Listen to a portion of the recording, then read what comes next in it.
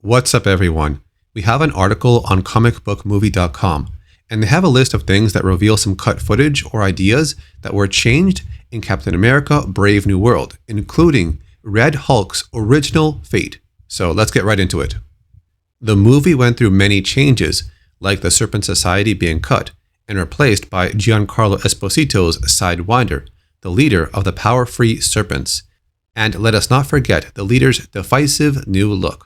Now, a new leak claims to reveal what Captain America: Brave New World looked like before the reshoots. We're unsure how much of this was shot or how accurate a few of the claims are, but much of it lines up with what we've been hearing. Set photos confirmed that Captain America was once set to battle a superpowered Serpent Society. According to this leak, Sam Wilson led the Falcon and a suited-up Isaiah Bradley into battle against the villains. Similar to what we saw in the finished cut, the mission was to retrieve stolen adamantium, and the confrontation was seemingly going to culminate with Cap and Joaquin Torres taking on Diamondback. Promo art had shown Isaiah in costume, and had he helped recover the stolen metal, it would make sense for him to be invited to the White House before succumbing to the leader's brainwashing. Captain America: Brave New World producer Nate Moore has claimed that the decision was made early on to ditch Ruth Bat-Seraph/Sabra's mutant powers from the comics. This new intel somewhat contradicts that. Apparently, Ruth would be shown totaling a car with her shoulder while chasing down the brainwashed Isaiah. Her story arc also differed after she acknowledged the super soldier's innocence, after telling Sam about where she gained her abilities, which were likely Red Room related. And once again, as posters and promo art have confirmed, Ruth was meant to suit up and fight alongside Sam and Joaquin. Bucky Barnes was not supposed to be in the original cut. He was going to be in Thunderbolts, which was supposed to be released before Brave New World, only for the 2023 strikes to mess up everything. As you'll know, Bucky was there to offer Sam some support after the Falcon was shot down. However, in an earlier cut, Torres was going to be taken down by a jet rather than a missile, despite someone who attended a test screening claiming they saw Logan Kim as Amadeus Cho. This leaker alleges that he was never in the movie, similar to how Giancarlo Esposito was said to be playing G.W. Bridge when he was Sidewinder.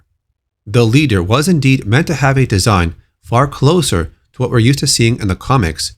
That changed when his story arc evolved through reshoots to make the villain a far more tragic figure. It's said that this earlier version of the leader stole a military helicopter to watch over the battle at Celestial Island and taunt President Ross in the hope he'd transform. Samuel Stearns also orchestrated his own capture so he could leak what Ross had done and then make him Hulk out in front of the world, which is not overly different from what we saw in the theaters. As Captain America: Brave New World ended, though, the leader escaped from prison, not the raft, after brainwashing another helicopter pilot. Now, let's get into Red Hulk's alternate fate. The original Captain America vs. Red Hulk battle was allegedly deemed less realistic because Sam Wilson withstood a few too many hits from the rampaging Commander-in-Chief. If this leak is to be believed, late in the battle, Cap was going to remember that adamantium can absorb gamma, and so Ruth brought him the canister retrieved from the Serpent Society. Using that on Red Hulk's open wounds, the villain is depowered, but Ross's heart appears to stop and he dies. A funeral is held for him, and the world believes the president has died. While Betty Ross originally did not answer her father's call, she does attend his funeral.